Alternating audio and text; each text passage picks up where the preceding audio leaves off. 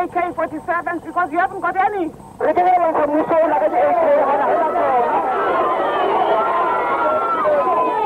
got these hands, our power, the people's power.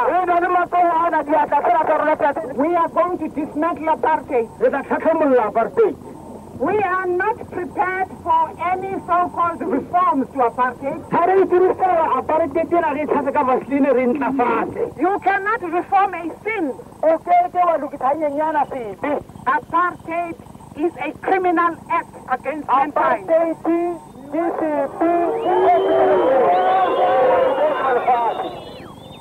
We are no longer prepared to tolerate that criminal act by a minority.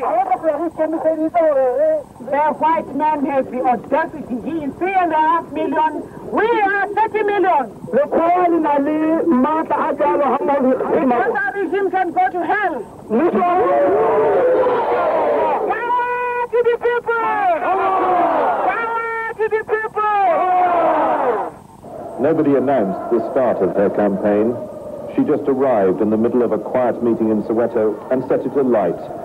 Her first political speech here in nearly 15 years. I am back with you where I belong. It was not far short of a call to arms. This is now the right time to take your country. We shall use the same language the boys are using against us.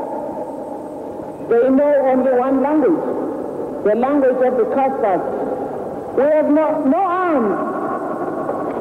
We have stones. We have boxes of matches.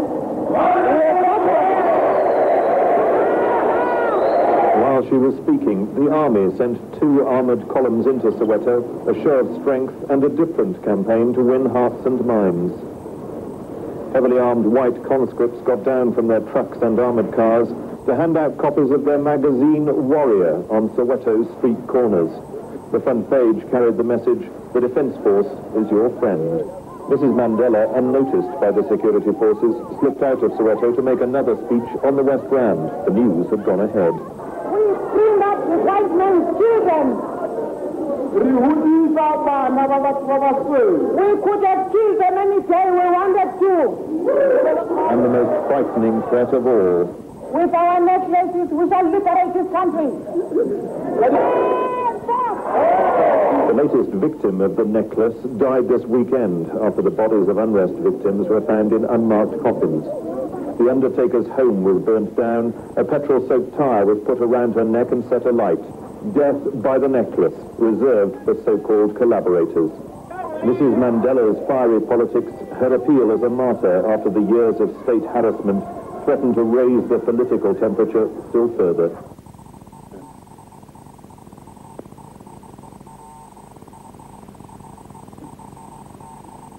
At a time when it is not possible to have rallies, etc. How do you interpret all this?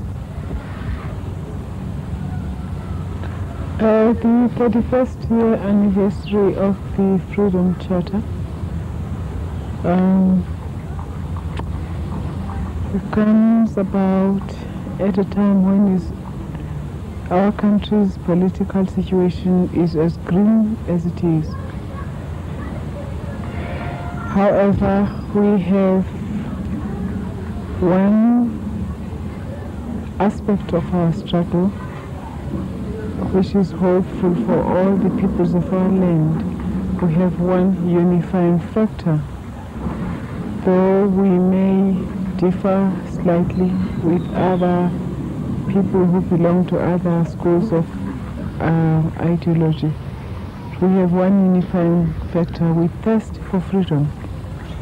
From that day when the Freedom Charter was drawn in Cape Town 31 years ago, the people of this country knew it was the country's future constitution. We have no doubt whatsoever that we are going to attain those aspirations. We know that the violence of today,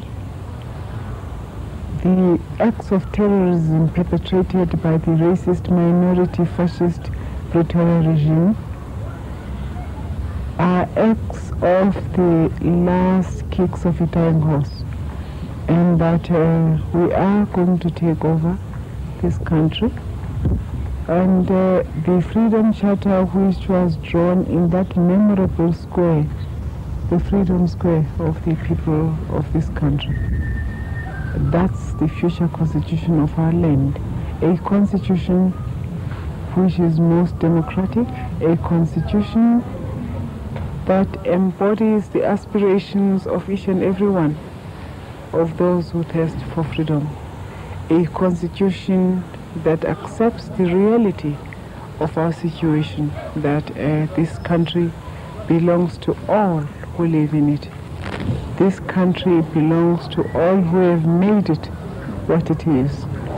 This country's future government is that of the African National Congress and nothing else. What are the key components of the Freedom Charter, Mrs. Mandela? The key components of the Freedom Charter are comprised in those clauses which embody the most democratic sentiments that are respected throughout the world as representative of the people's aspirations. This country belongs to all who live in it. There shall be basic freedoms. There shall be education for all. The doors of freedom, the democratic doors of freedom shall be open to all. The wealth of our country, which is enough to cater for all its inhabitants, shall be distributed evenly amongst all. Housing shall be available to all. It is those rights which are basic to any democratic society, rights which in fact formed the basis of the freedom of the Magna Carta, which was the basic constitution of what England is what it is today. It is those simple freedoms, freedoms of the even distribution of wealth, the even distribution of all those rights which belong to humankind, even distribution of rights that are basic to humanity. It is those rights we have sacrificed everything men can afford to sacrifice. It is those rights we have been fighting for. Those are the basic rights of any democratic society. Our country shall belong to all who live in it, and our country's future constitution is the sacred document, the sacrosanct document